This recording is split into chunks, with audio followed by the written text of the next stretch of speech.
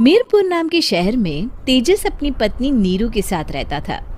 पति पत्नी दोनों ही नौकरी करते थे। एक दिन तेजस गांव अपनी माँ के पास फोन करता है। हेलो, प्रणाम माँ। जीते रहो माँ, तुम दादी बनने वाली हो हैं? अरे वाह, ठीक है बेटा, मैं कल ही आती हूँ। जब माँ जी शहर पहुंची तो बेटे बहू ने बहुत अच्छे से स्वागत किया। लीजिए माँ जी चाय। अरे गर्मा गर्म पकोड़े ले आओ माँ के लिए। नीरू रसोई में गई और 2 मिनट में ही पकोड़े ले आई। जी ये लीजिए। बहू जादू से बनाए हैं क्या?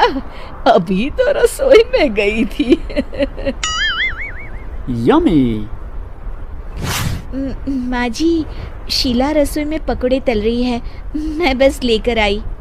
हे भगवान, मेरा धर्म भ्रष्ट कर दिया तूने। अब तो गंगा जल से शुद्धिकरण करना होगा। दूसरे दिन, माँ जी मैंने नाश्ता बना दिया है, ऑफिस जा रही हूँ।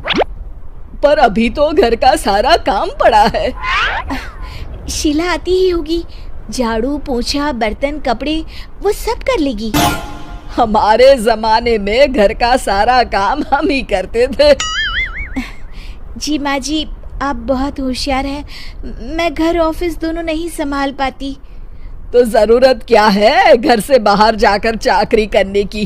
वैसे भी घर का काम खुद करने से घर में बरकत आती है, समझी?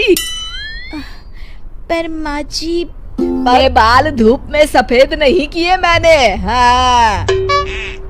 अब तो ये रोज का काम हो गया था। तेजस भी रोज की झिकझिक से परेशान हो गया था।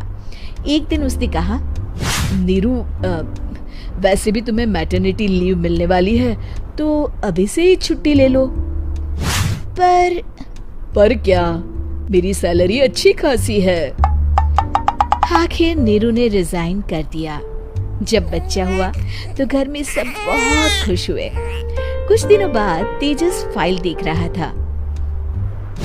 क्या हुआ तेजस, कुछ परेशान लग रहे हो? अब हाँ, वो हमारी जितनी सेविंग्स थी वो तो हॉस्पिटल में और छठी के फंक्शन में खत्म हो गई है नीरू। और अभी वैसे मंदी चल रही है तो मैं बोल रही थी कल मुन्ना को हेपेटाइटिस का टीका लगवाना है। नीरू, क्या पोस्टपोन नहीं कर सकते? नहीं जी, बिल्कुल नहीं। अब तेजस को समझ में आ रहा था कि उससे गलती हुई है।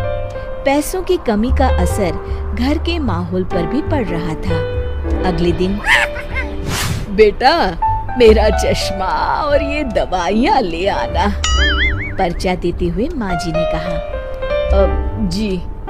तेजस, मुन्ना के लिए दूध का डिब्बा और डायपर भी ले आना, और ये किराने के सामान की लिस्ट है, इसे भी लाना है।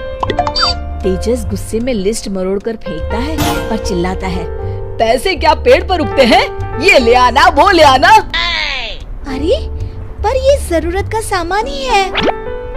वो गुस्से में बिना कुछ कहे ऑफिस चला गया। अरे लंच तो ले जाइए। नीरू दौड़कर डिब्बा पकड़ाती है। एक दिन खाना खाने के बाद, नीरू, अब तो मुन्ना कुछ बड़ा हो गया, तो अब तुम वापस ज्वाइन कर लो ना जॉब। पर इस रिसेशन में जॉब मिलना बहुत मुश्किल है। ट्राई तो करो। फिर मुन्ना? माँ जी है ना, और एक फुल टाइम मेड भी लगा लेंगे। पर माँ जी, उन्हें तो पसंद नहीं।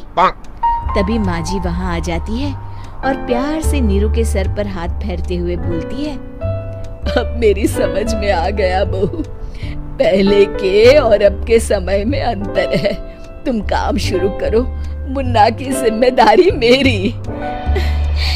मेरी प्यारी माँ जी। ये कहकर नीरू उनके गले लग गई। शिक्षा, परिवर्तन संसार का नियम है, हमें भी समय के साथ चलना चाहिए। उम्मीद है कि आपको हमारी ये कहानी पसंद आई होगी। कृपया हमारे चैनल को सब्सक्राइब करें और सभी अपडेट्स के लिए बेल आइकन जरूर क्लिक करें और हाँ, वीडियो लाइक और शेयर करना मत भूलिएगा।